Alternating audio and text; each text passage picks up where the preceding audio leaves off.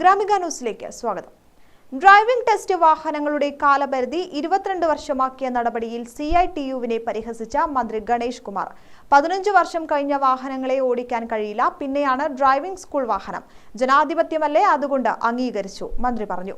ഹൈക്കോടതി ഇത് അംഗീകരിക്കുമോ എന്ന സംശയമുണ്ടെന്നും ഹൈക്കോടതിയിൽ നിന്ന് എന്ത് തീരുമാനം വന്നാലും അത് ശിരസാ വഹിക്കുമെന്നും മന്ത്രി പറഞ്ഞു. ഫേസ്ബുക്ക് വീഡിയോയിലൂടെയാണ് മന്ത്രി പ്രതികരിച്ചത്. നമ്മളെ നാട്ടിലൊരു നിയമമുണ്ട്, കൈക്കൂലി കൊടുക്കുകയും ചെയ്യരുത്, വാങ്ങിക്കുകയും ചെയ്യരുത്, രണ്ടും ശിക്ഷാർഹമാണെന്നാണ് പറയുന്നത്.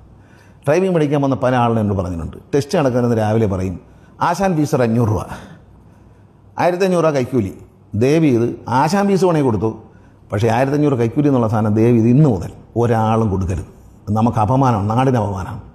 അഴിമതിക്കാരെ സൃഷ്ടിക്കാൻ, കൊള്ളക്കാരെ സൃഷ്ടിക്കാൻ നമ്മൾ തന്നെ അവസരം കൊടുത്തിട്ട് നമ്മൾ അഴിമതിക്കെതിരെ സംസാരിച്ചിട്ട് കാര്യമില്ല.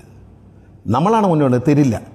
ഞാൻ പറയുന്നു, ട്രാൻസ്പോർട്ട് മന്ത്രി എന്ന നിലയിൽ ഞാൻ പറയുന്നു, ആ ആശാൻ ഫീസ് വേണമെങ്കിൽ വാങ്ങിച്ചു, മറ്റത് കൊടുക്കരുത്. അഴിമതി ഉദ്യോഗസ്ഥന് കൈക്കൂലി കൊടുക്കാമെന്ന നിലയിൽ വാങ്ങുന്ന പൈസ എത്ര രൂപ, 100 രൂപയിലും കൊടുക്കാൻ പാടില്ല.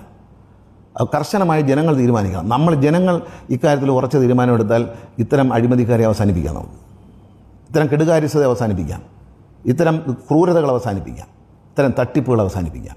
പണം കൊടുക്കരുത്. ഡ്രൈവിംഗ് സ്കൂൾ വാഹനങ്ങളുടെ കാലപരിധി 18 നിന്ന് 22 വർഷമായി ഉയർത്തണമെന്നാവശ്യപ്പെട്ട 15 ദിവസമായി CITU സെക്രട്ടേറിയറ്റിന് മുന്നിൽ സമരത്തിലായിരുന്നു. ഇതിനു പിന്നാലെയാണ് സർക്കാർ ടെസ്റ്റ് പരിഷ്കരണത്തിൽ വീണ്ടും മാറ്റം വരുത്തിയത്. 3000 അപേക്ഷകളിൽ കൂടുതൽ കെട്ടിക്കിടക്കുന്നിടങ്ങളിൽ 40 ടെസ്റ്റുകൾ അധികമായി നടത്താനും ഡ്രൈവിംഗ് ഇൻസ്പെക്ടർ ഗ്രൗണ്ടിൽ ഹാജരാവുന്നതിൽ ഇളവുകൾ നൽകാനും നേരത്തെ തീരുമാനമായിരുന്നു. ഗതാഗത കമ്മീഷണറാണ് പുതിയ ഉത്തരവ് പുറത്തിറക്കിയത്.